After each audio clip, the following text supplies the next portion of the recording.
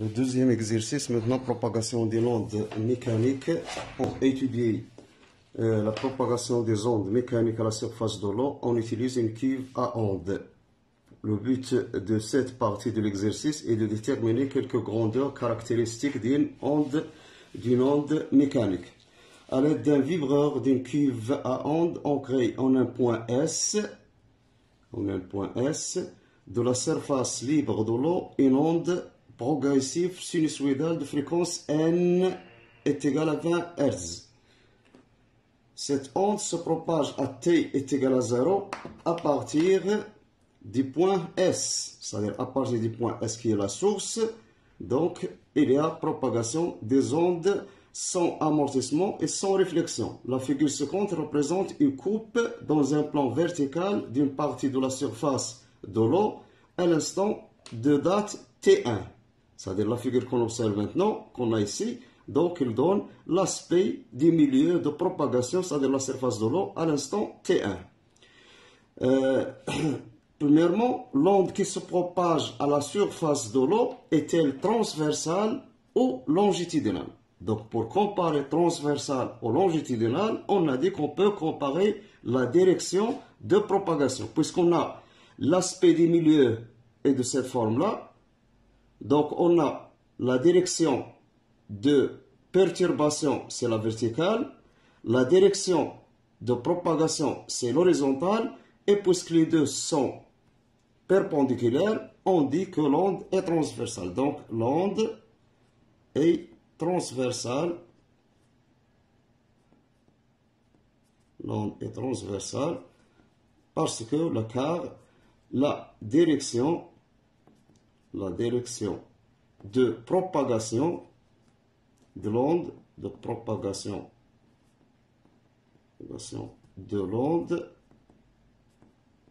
est perpendiculaire à la direction de perturbation. Donc, dans le cas contraire, parce que lorsqu'ils sont les deux parallèles, on dit qu'il est longitudinal. Dans le cas de notre exercice, c'est une onde transversale. Deuxième question, on vous demande de déterminer la longueur d'onde lambda. Donc, lorsqu'on a l'aspect de milieu, c'est-à-dire l'aspect de milieu qui représente bien sûr la forme de l'onde, on a ici une distance donnée dans l'exercice, ça représente 1,5 cm. La distance qui sépare la première crête et la deuxième crête. Et on sait que la distance séparant deux crêtes successives, ça représente la longueur d'onde. Donc cette distance-là, ça représente lambda, la longueur d'onde. Donc d'après le graphe, on a lambda est égal à 1,5 cm. Donc est égal à 1,5 fois 10 à la puissance 2 moins 2 mètres. Après, la troisième question, on demande de déduire la célérité V de la vitesse à la surface de l'eau. On sait que on a la vitesse est égale à lambda fois n.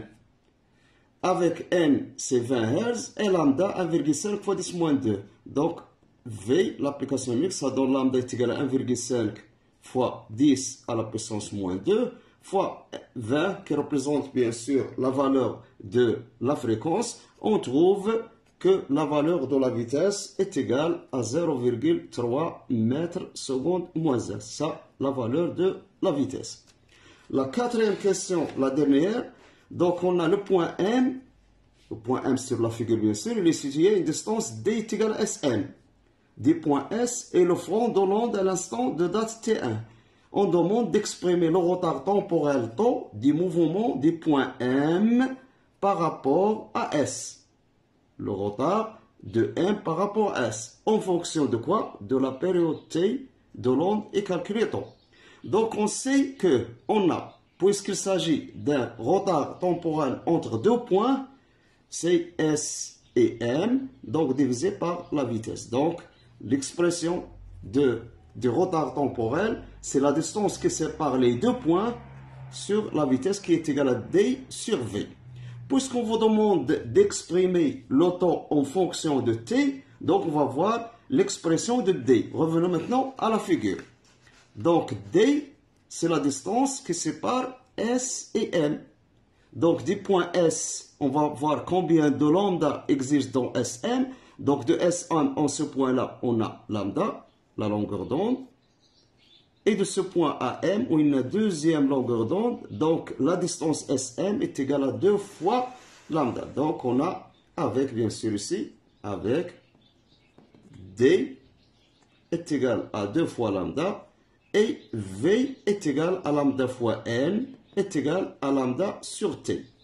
On remplace dans l'expression de taux, on trouve que taux est égal, D c'est 2 fois lambda, sur la valeur de V c'est lambda sur T, donc est égal à 2 fois lambda fois T sur lambda, on simplifie lambda, ça nous reste le 2T. Donc on trouve que taux est égal à 2 fois T, c'est ça l'expression de T en fonction de taux. La valeur, l'application numérique va donner, l'application numérique bien sûr va nous donner taux est égal à 2 fois T, c'est-à-dire 1 sur N, c'est-à-dire 2 fois 1 sur 20. Donc, 1 sur 20, 2 sur 20, c'est-à-dire 1 sur 10. Enfin, on trouve taux est égal à 0,1 seconde. Ça, la réponse de la quatrième question de l'exercice 3.